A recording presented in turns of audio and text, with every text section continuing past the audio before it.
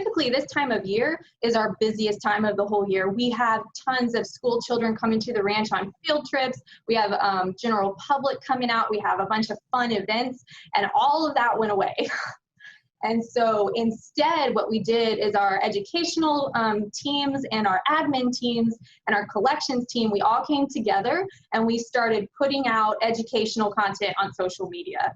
I know we posted something like 200 to 300% more than we'd have in the past, providing different blog posts and video tours and virtual historic home tours, behind the scenes stuff, and other things to help people who normally would be coming our way during this time, help them still get a little bit of that Fort Bend history at home. So many people know that Henry Jones is over at the Jones Stock Farm in the log cabin, and people love Uncle Bob telling stories over at the 1890 sharecropper cabin.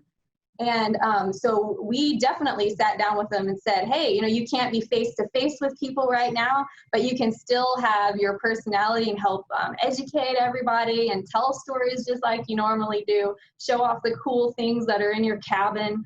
And we definitely did pull them into that. I think every single one of our interpreters on staff has contributed multiple ways throughout the COVID situation, whether it was writing blogs, doing research, being on camera. And then they also had behind the scenes stuff that they were doing too. I mean, they still had to feed the chickens and take care of the pigs and the horses and make sure that they were getting exercise and were getting let out.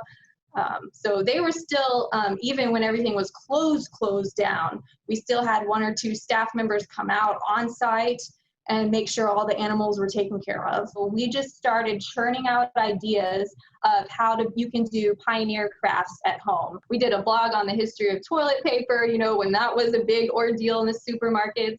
We've done recipes, vintage recipes you can make at home, how to dye things using natural dyes like Texas dandelion flowers. And so basically we just started taking little bits and pieces of things that people love about the ranch, and then we would turn them into different posts that then they could do at home. And they still got to see the faces of our interpreters, which is also super awesome because those guys, their personalities are amazing and they have so much knowledge and they're really great with people and getting them engaged and explaining why history is important.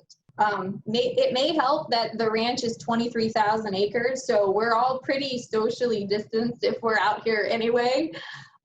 Each site, the historical park just by itself is, I think, 423 acres. So even when the interpreters are on site, whether they're trimming trees or cleaning their sites and that sort of thing during the quarantine, they were very well socially, but you can't see another person when you're on site. And then we'll be posting all of that information about how we're going to reopen. It's going to be a little bit of a phased reopening.